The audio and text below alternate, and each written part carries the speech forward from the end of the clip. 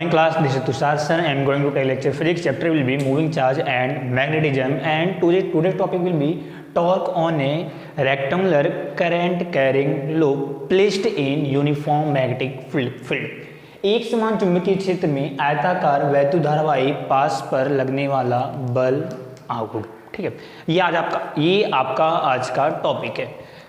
ये आपका टॉपिक आपका काफ़ी इंपॉर्टेंट है, काफ़ी थोड़ा सा कॉम्प्लिकेटेड भी है बट आसान है, कुछ भी नहीं है इस टॉपिक में।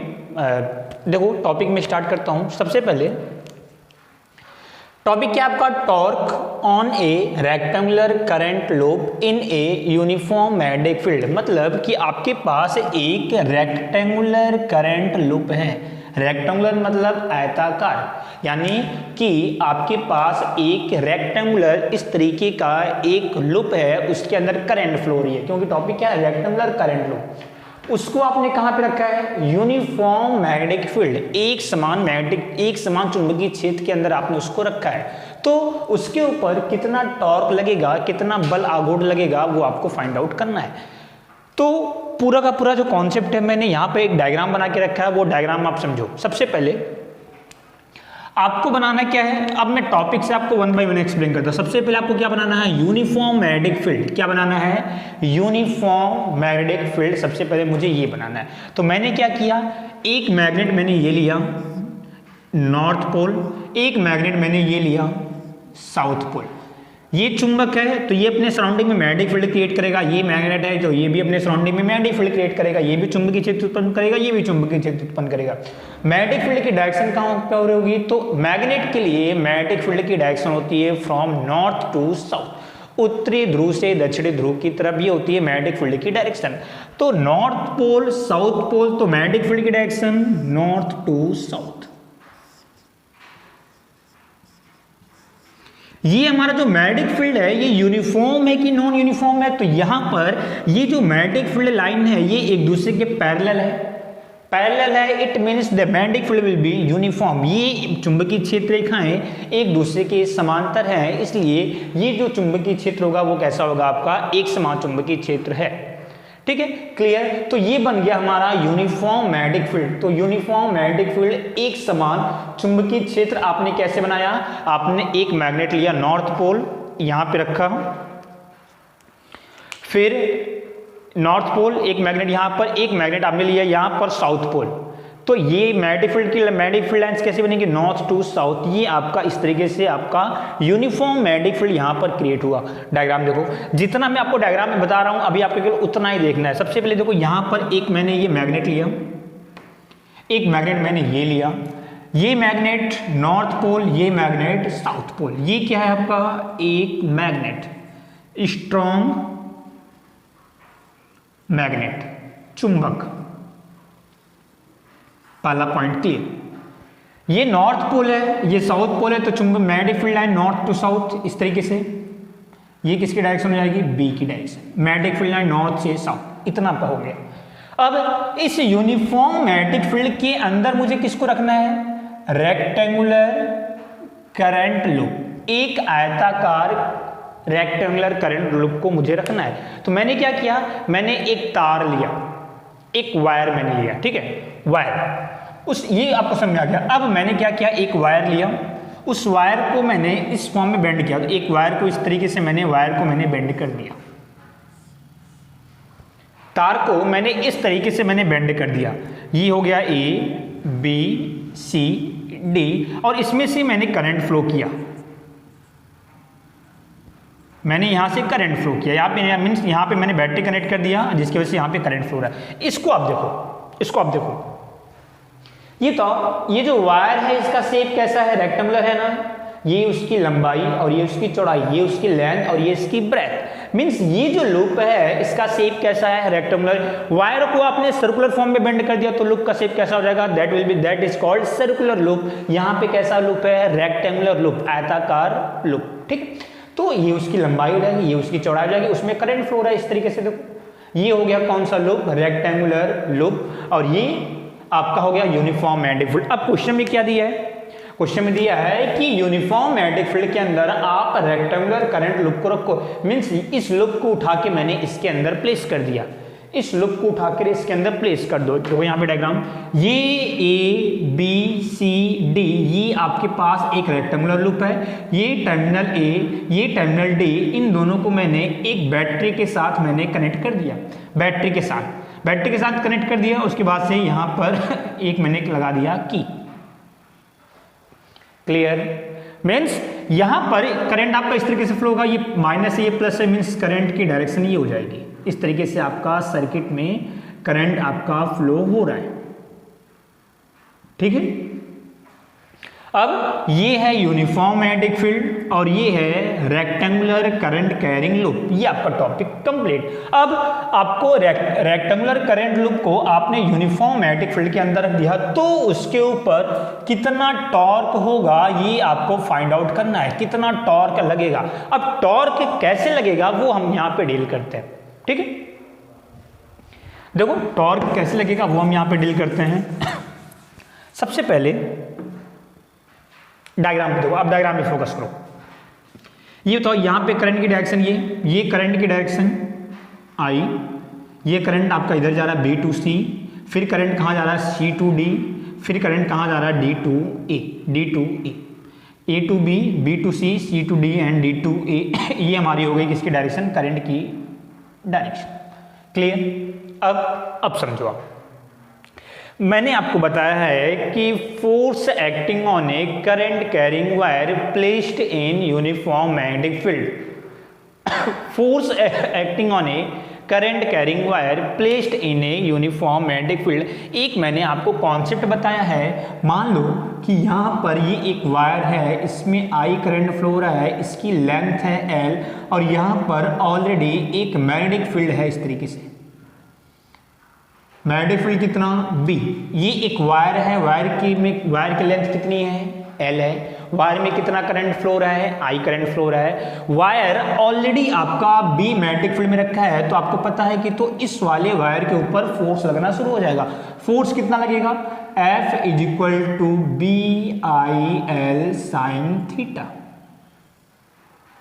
थीटा क्या है, थीटा आपका एंगल है L और B के बीच का, ये है L, ये है B, ये L है। मैग्नेटिक फील्ड आपका क्रॉस में यानी इनसाइड में है, तो L और B के बीच का यहाँ पर एंगल कितना हो जाएगा 90 डिग्री। तो थीटा क्या है, theta is the angle between L and B। और ये जो फोर्स है इसकी डायरेक्शन आप निकालते हो किस तरीके से, लेफ्ट हैंड रूल से, बाएं हाथ का नियम। इसकी डायरेक्शन कैसे निकालेंगे, लेफ्ट हैंड रूल। ये कॉन्सेप्ट आपको मैंने बताया। क्लियर है कि force acting on a current carrying wire placed in the uniform magnetic field F equal to BIL sine theta. किसी भी वायर में अगर करंट फ्लो हो रहा है, आपने उसको ऑलरेडी किसी मैग्नेटिक फील्ड में रखा है, तो उस वायर के ऊपर एक फोर्स लगना शुरू हो जाएगा, that force is equal to F equal to BIL sine theta. Clear?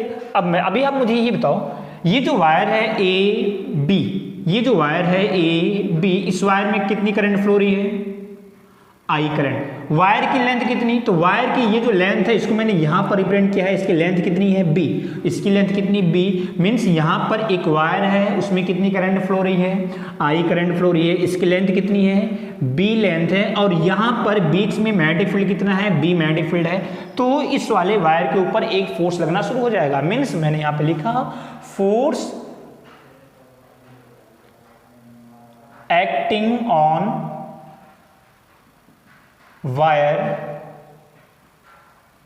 AB wire पर कितना फोर्स लगेगा, तो फोर्स का फॉर्मूला आपको पता है, F इक्वल टू, मैंने यहां पर लिखा BIL sine theta. Theta is the angle between L and B। What is the angle, L and B, ये है लेंथ और ये है B। देखो मेरी बात समझो आप, ये L है और ये है B, एंगल कितना मिल रहा है, ये लेंथ और ये मैग्नेटिक फील्ड, एंगल कितना मिला 90 डिग्री। तो थीटा की जगह पर कितना 90, तो मैंने यहाँ पे लिखा theta should be equal to 90। तो B करंट कितना जा रहा है I, उसकी लेंथ कितनी है AB वायर की लेंथ कितनी है B है, इनटू साइन 90, साइन 90 की वैल्यू 1, तो कितना हो जाएगा BIB, ये हो गया force F1। A B wire पर मैंने कितना फोर्स ले लिया, F1 फोर्स ले लिया। अब बात आती है ये जो फोर्स इसके ऊपर लग रहा है F1, उसकी डायरेक्शन कहाँ पर होगी। या तो आप इसको F1 कर दो, या तो आप इसको कंफ्यूज मत, तो इसको आप कर दो FAB, force acting on AB। इसकी डायरेक्शन कहाँ पर है, डायरेक्शन आप कैसे निकालोगे, लेफ्ट हैंड रूल। इसको आपको इमेजिन करना पड़ेगा। इमेजिन मैं आपको कराता हूं, मान लो बात समझना, एक मैग्नेट यहां पर नॉर्थ पोल, एक मैग्नेट यहां पर साउथ पोल, ठीक है। मैग्नेटिक फील्ड की डायरेक्शन नॉर्थ टू साउथ, ये मैग्नेटिक फील्ड की डायरेक्शन हो गई, क्लियर। अब आपने यहां पे ये एक कॉइल है, ये रेक्टेंगुलर कॉइल है। अभी आप इमेजिन करना, ये पॉइंट है ए, ये पॉइंट है बी, ये पॉइंट है सी, ये पॉइंट है D, A B C and D, A B C and D. इसको आपने, इन दोनों को आपने यहाँ पर एक बैटरी के साथ कनेक्ट कर दिया, इसको आपने इस तरीके से रखा है, ठीक है। ये तो ए बी वाले वायर में कहाँ पे करंट जा रही है, ये तो करंट आपकी यहाँ से ए बी वाले वायर में करंट इधर होगी, बी सी में करंट इधर, सी डी में करंट इधर, डी ए में करंट इधर। मैग्नेटिक फील्ड फिक्स है, मैग्नेटिक फील्ड की डायरेक्शन इधर, इस साइड, ठीक। ये बताओ इसके ऊपर फोर्स कौन सी डायरेक्शन में लग रहा है, इस वाले में करंट कहां पर है, मेरी तरफ, मैग्नेटिक फील्ड कहां पर है, इस साइड। तो फोर्स की डायरेक्शन कैसे निकालते हो, लेफ्ट हैंड रूल। ये आपका हो गया, ये होगा फोर्स, ये है मैग्नेटिक फील्ड और ये है करंट की direction. Force, magnetic field and current कैसे निकालोगे, करंट कहां पर, इधर, करंट तो मेरी साइड में है, इस दिशा में। मैग्नेटिक फील्ड कहां पर है, इधर। तो सबसे पहले आपने मैग्नेटिक फील्ड को कहां पर किया, इस डायरेक्शन में, ये हो गया। ये मिडिल फिंगर क्या रिप्रेजेंट करता है, करंट की डायरेक्शन। तो करंट कहां पर है, मेरी तरफ है ना, इस साइड में। तो मिडिल फिंगर को आप मेरी तरफ करो इस तरीके से। देखो अब ये बताओ, ये फिंगर मैंने सेट किया, इंडेक्स फिंगर, ये बताओ ये वाला फिंगर कहां पर है, इस तरफ, यानी मैग्नेटिक फील्ड हमारा इधर है। मिडिल फिंगर देखो कहां पे जा रहा है, मेरी तरफ जा रहा है ना। थंब कहां पर इंडिकेट कर रहा है, thumb will be indicated in the downward direction. Thumb कहां पर इंडिकेट कर रहा है, डाउनवर्ड डायरेक्शन। ये डायग्राम आपको समझ में आ रहा है, मैग्नेटिक फील्ड इधर, करंट इधर, तो थंब कहां पर इंडिकेट किया, डाउनवर्ड डायरेक्शन। मतलब इस वाले वायर पर जो फोर्स लग रहा है इतना, ये फोर्स कहां पे लग रहा है आपका, downward direction, clear. Same to same अभी आप ये बताओ, जैसे यहां पर फोर्स डाउनवर्ड डायरेक्शन में लगा, तो यहां पर फोर्स कौन सी डायरेक्शन में लगेगा, यहां पर करंट कौन सी डायरेक्शन में है, आपकी तरफ, आगे की तरफ। देखो करंट आपका ऐसे जा रहा है, करंट इधर आगे की तरफ, मैग्नेटिक फील्ड कहां पर है, इस साइड। तो फोर्स की डायरेक्शन, तो ये मैग्नेटिक फील्ड हो गया, ये हो गया इंडेक्स, मिडिल फिंगर करंट की दिशा। ये बताओ थंब कहां गया, ऊपर की तरफ। मतलब इस वाले वायर के ऊपर फोर्स कहां पे लग रहा है, ऊपर की तरफ। इस वाले वायर के ऊपर फोर्स कहां पे लग रहा है, नीचे की तरफ। मींस अगर आप फ्रंट से देखो, फ्रंट से वहां से देखो अगर आप, तो ये एक टर्मिनल है, एक फोर्स यहां पे लग रहा है कहां पर, ऊपर की तरफ, और यहां पर एक फोर्स लग रहा है कहां पर, नीचे की तरफ। क्लियर है, फोर्स यहां पर नीचे की तरफ, यहां पर फोर्स ऊपर की तरफ। तो मैंने यहां पर लिख दिया कि इस यहां पर ये जो फोर्स लग रहा है आपका BIB, ये कौन सी डायरेक्शन में लग रहा है, डाउनवर्ड डायरेक्शन। ये फोर्स कहां पे लग रहा है, नीचे की तरफ, नीचे की तरफ। मतलब कि उसको मैंने इंडिकेट किया इस तरीके से।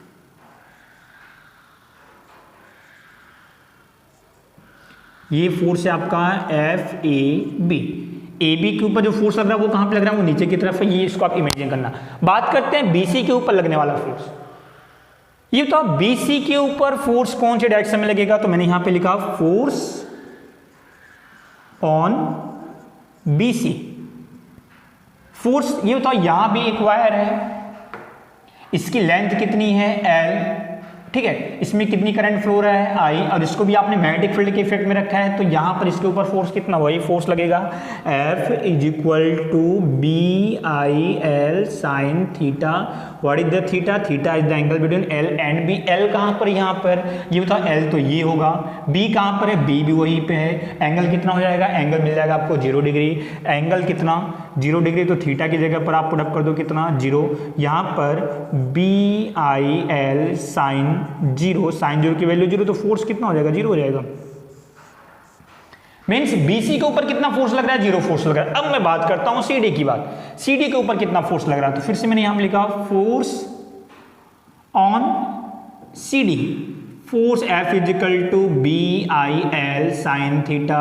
ये बताओ CD वाले वायर पे एंगल कितना, लेंथ ये, मैग्नेटिक फील्ड ये है, एंगल कितना 90 डिग्री, तो थीटा की जगह पर कितना 90, F is equal to BIL। लंबाई कितनी इसकी, इसकी लेंथ कितनी, जितनी लेंथ इसकी लेंथ कितनी B, तो मैंने यहाँ पे लिखा B इंटू साइन 90, साइन 90 की value 1, F is equal to BIB। ये फोर्स कौन सा फोर्स है, force acting on CD। Direction इसकी कहाँ पे, अभी मैंने आपको बताया डायरेक्शन, यहां पर जो फोर्स लगेगा इसके ऊपर कहां पे लगेगा, अपवर्ड डायरेक्शन में, तो that will be upward direction. Clear. ये उसके बाद से डीए के ऊपर फोर्स, यानी इसको मैंने यहां पे डायरेक्शन लिख दिया, ये कौन सी डायरेक्शन में है, अपवर्ड डायरेक्शन। क्लियर। डीए के ऊपर फोर्स, ये बताओ डीए की अगर मैं बात करता हूं, डी टू ए लेंथ ये है, मैग्नेटिक फील्ड ये है, एंगल कितना 180, डी लेंथ ये है, मैग्नेटिक फील्ड ये है, एंगल कितना 180, तो मैंने यहां पे लिखा force on DA, formula F equal to BIL sine theta, theta कितना होगा आपका 180, तो F is equal to BIL sine 180, 180 की वैल्यू कितनी 0, तो F is equal to 0। Means कहने का मतलब क्या हुआ कि अगर मैं पूरे लूप की बात करता हूं तो AB के ऊपर फोर्स लग रहा है, BC के ऊपर नेट 0 फोर्स, CD के ऊपर फोर्स लग रहा है, DA के ऊपर 0 फोर्स, मतलब कि टोटल फोर्स कितने लग रहे हैं, 2 फोर्स लग रहे हैं। एक फोर्स लग रहा है AB के ऊपर इन द डाउनवर्ड डायरेक्शन और एक फोर्स लग रहा है CD के ऊपर in the upward direction. Clear. अब बात करते हैं टॉर्क क्या होता है। टॉर्क की कंडीशन क्या होती है, किसी भी बॉडी पे टॉर्क लगने के लिए 2 force same magnitude different direction acted on different point. जैसे मैं आपको बोलता हूं कि यहां पर ये पेन है, एक फोर्स मैंने लगाया 10 न्यूटन का नीचे की तरफ यहां पर, और एक फोर्स मैंने लगाया 10 न्यूटन का यहां पर, एक फोर्स यहां पर 10 न्यूटन का नीचे की तरफ और एक फोर्स यहां पर 10 न्यूटन का ऊपर की तरफ। ये बताओ कितने फोर्स हैं, 2 फोर्स हैं, एक 10 न्यूटन इधर, एक 10 न्यूटन इधर, सेम मैग्नीट्यूड, इसका मान कितना है 10, यहां का मान कितना है 10। क्लियर। अपोजिट डायरेक्शन, ये कहां पे लग रहा है डाउनवर्ड डायरेक्शन, ये कहां पे लग रहा है upward direction, acted on different point, ये इस पॉइंट पे लग रहा है, ये इस पॉइंट पे लग रहा है। अगर ऐसी कंडीशन है तो इसके ऊपर क्या लगेगा, टॉर्क बल आघूर्ण, यानी कि यहां पे टॉर्क लगता है और किसी बॉडी पे अगर टॉर्क लगेगा तो वो रोटेट करेगा। ये बताओ एक फोर्स लग रहा है नीचे, एक फोर्स लग रहा है ऊपर, ये बताओ तो ये आपका ये रॉड इस तरीके से रोटेट करेगा, फिर ये डाउनवर्ड डायरेक्शन में, ये अपवर्ड डायरेक्शन में, तो ये आपका इस तरीके से रोटेट करना स्टार्ट कर देगा। टॉर्क अगर लगेगा तो टॉर्क का फॉर्मूला होता है फोर्स इनटू परपेंडिकुलर डिस्टेंस। अभी मैं आपको बता देता हूं, एक फोर्स यहां पर F, एक फोर्स यहां पर F, इनके बीच की डिस्टेंस मैंने सपोज कर लिया L, तो टॉर्क का फॉर्मूला फोर्स इन दोनों में से किसी का मैग्नीट्यूड इनटू परपेंडिकुलर डिस्टेंस, दोनों बलों के बीच की लंबवत दूरी। ये है पहला फोर्स, ये है दूसरा फोर्स, तो ये होता परपेंडिकुलर डिस्टेंस, ये हो गया ना, तो परपेंडिकुलर डिस्टेंस कितना L, तो टॉर्क का formula F into L। Clear है। अभी मुझे आप ये बताओ, यहां पर मुझे आप ये बताओ, ये आपके पास कॉइल था, ये A था, ये B था, ये C और ये D, यहां पर फोर्स कितना डाउनवर्ड डायरेक्शन में, कितना मैग्नीट्यूड BIB, यहां पर फोर्स कितना 0, यहां पर फोर्स कितना BIB in the upward direction और यहाँ पर फोर्स कितना 0। मीन्स अगर आप इसको फ्रंट से देखो, यहाँ से देखो, तो यहाँ के इस पे जो फोर्स लग रहा है वो कहाँ पे लग रहा है अपवर्ड डायरेक्शन, और यहाँ पे जो फोर्स लग रहा है वो कहाँ पे लग रहा है डाउनवर्ड डायरेक्शन, और इसकी लेंथ कितनी है, ये लेंथ कितनी, ये बताओ, ये B है, इसकी ये B लेंथ है, इसकी लेंथ कितनी है, ये लेंथ है L। मतलब कि अगर मैं इसका फ्रंट से अगर मैं डायग्राम बनाता हूँ तो यहाँ पर एक फोर्स लगेगा ऊपर की तरफ, यहाँ पर एक फोर्स लगेगा नीचे की तरफ, और ये आपको फ्रंट दिख रहा है, फ्रंट दिख रहा है ना, तो और इसकी लेंथ कितनी है L है। मतलब कि अगर मैं इसको यहाँ पे एक स्केच ड्रॉ करता हूँ, यहाँ पे, यार मैं यहाँ से अगर मैं आपको बोलता हूँ यहाँ से आप फ्रंट से देखो, तो एक फोर्स कहाँ पे लग रहा है यहाँ पर ऊपर की तरफ, और एक फोर्स कहाँ पे लग रहा है नीचे की तरफ, और इसकी लेंथ कितनी है पूरी, ये लेंथ कितनी L।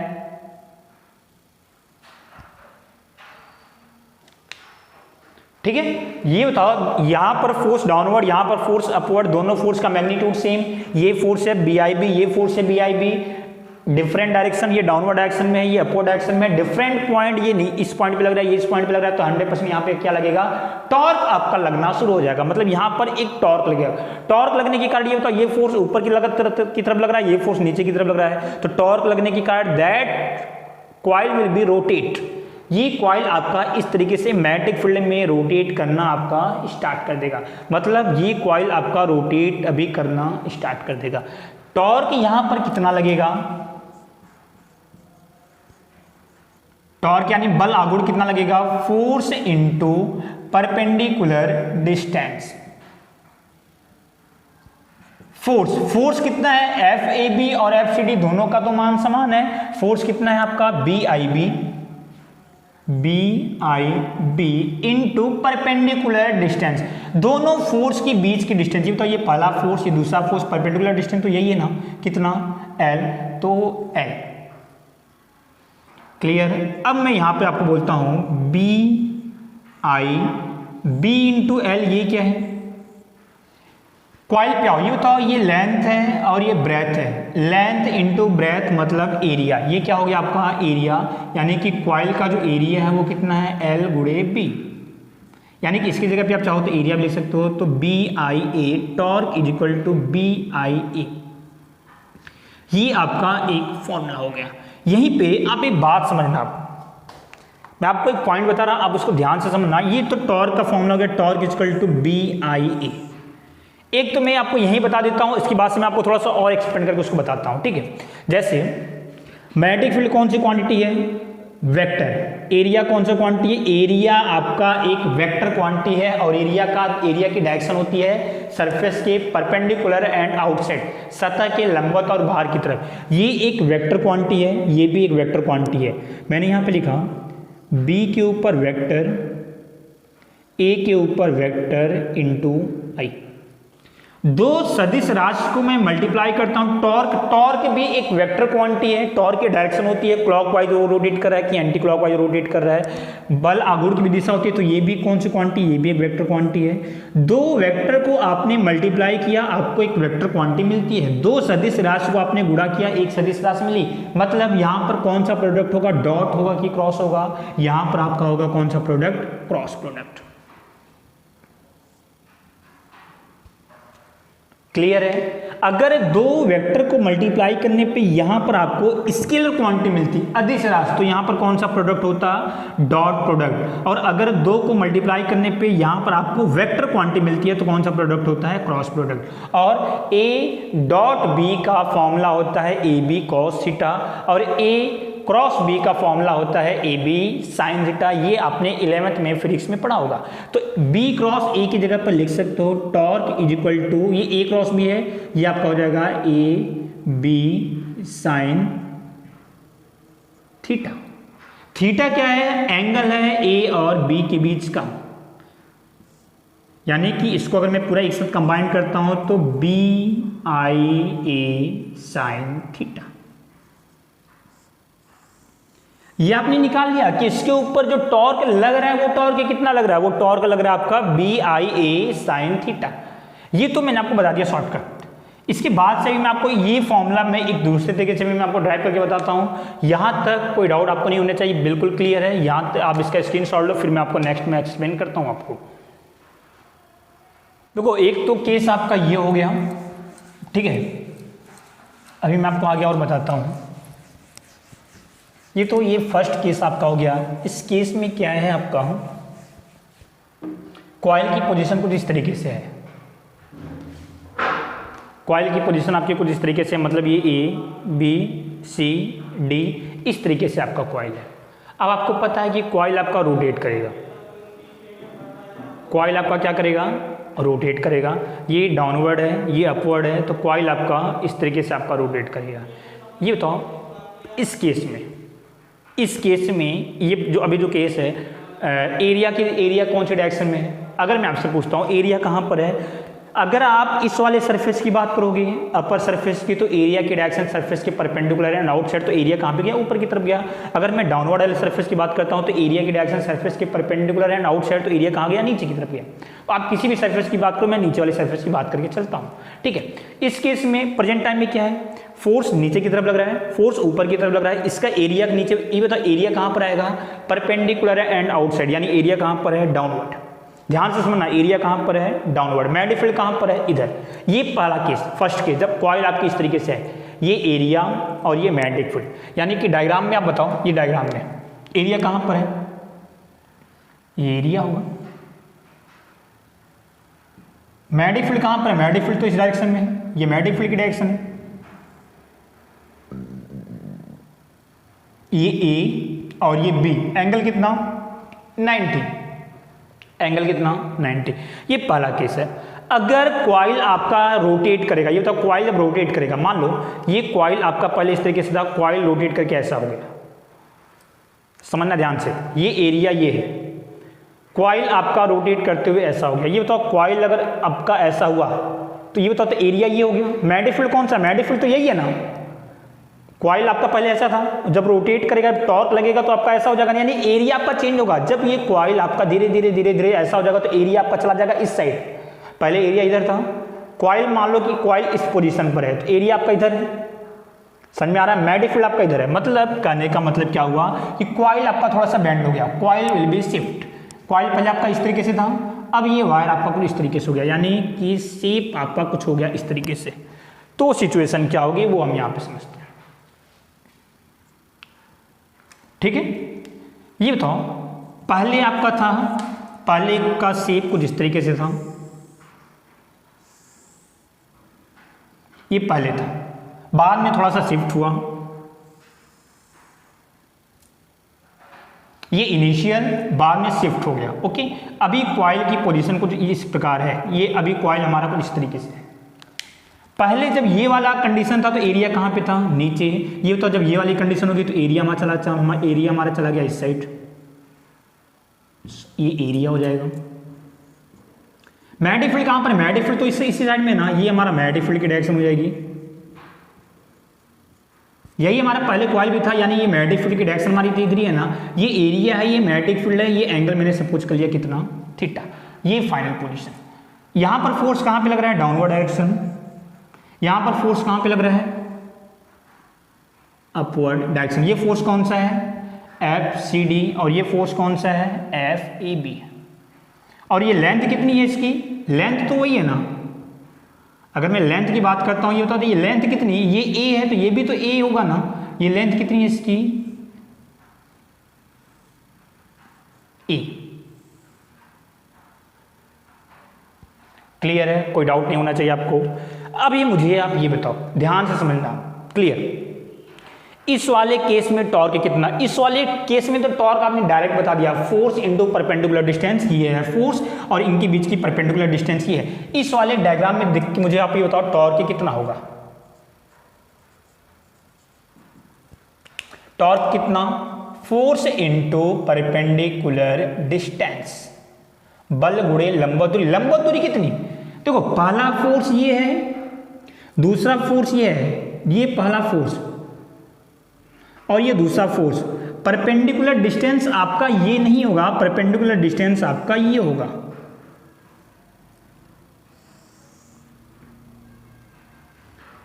ये पहला फोर्स, ये दूसरा फोर्स, दोनों फोर्स के साथ जो आप लाइन ड्रॉ करें ना वो 90 का बनना चाहिए। देखो ये 90 है, ये भी 90 है।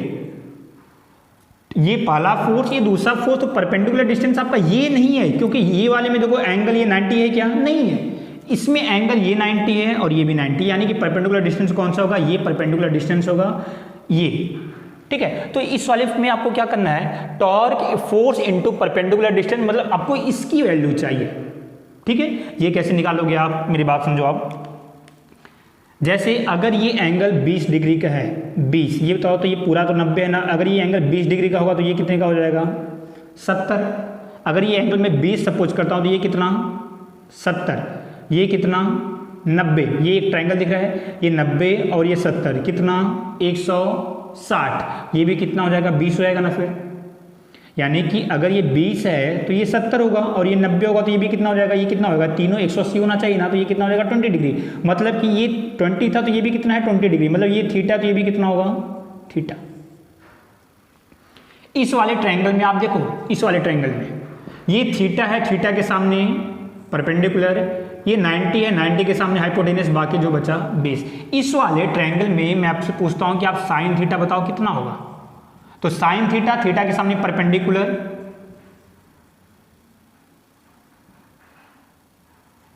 अपॉन हाइपोटेनस, 90 के सामने हाइपोटेनस कितना है a, तो परपेंडिकुलर कितना हो जाएगा a साइन थीटा।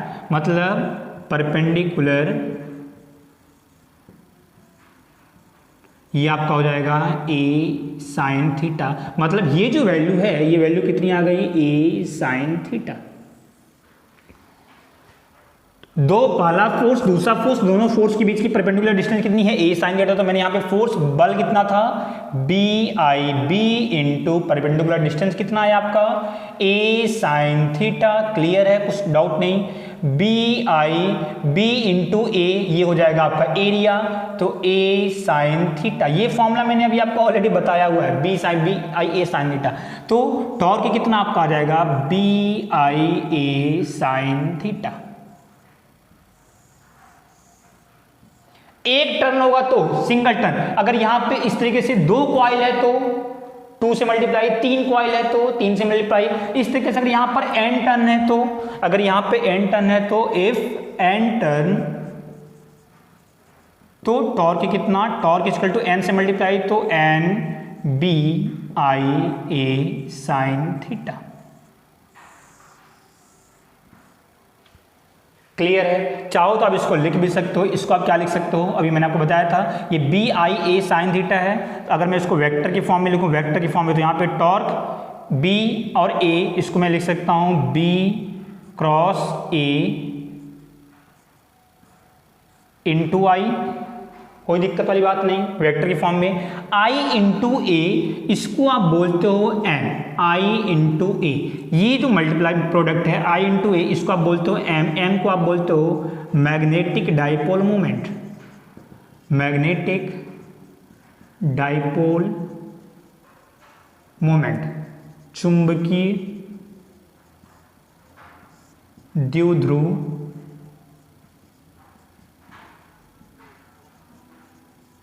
आघूर्ण। I इंटू A, यानी कि इसको आप लिख सकते हो torque equal to M cross B, I into A की जगह पर M क्रॉस B, ये हो गया।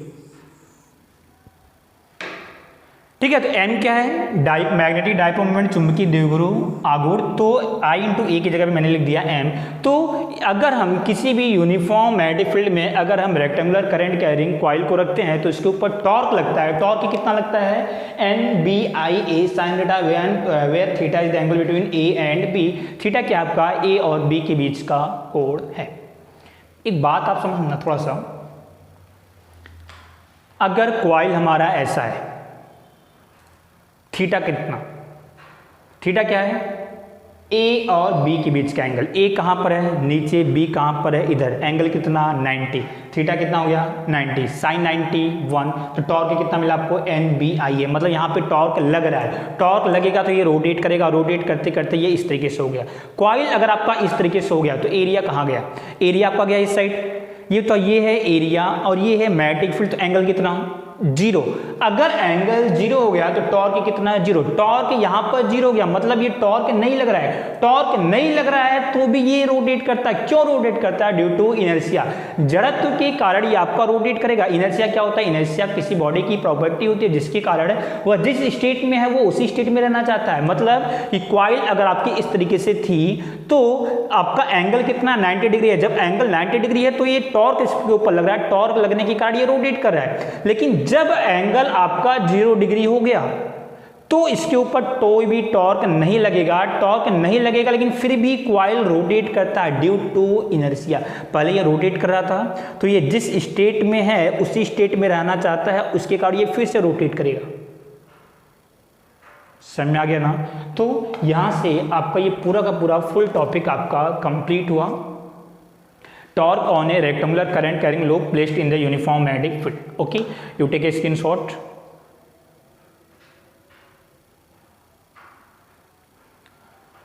ओके, तो आज का लेक्चर मैं यहीं पे कंप्लीट करता हूँ।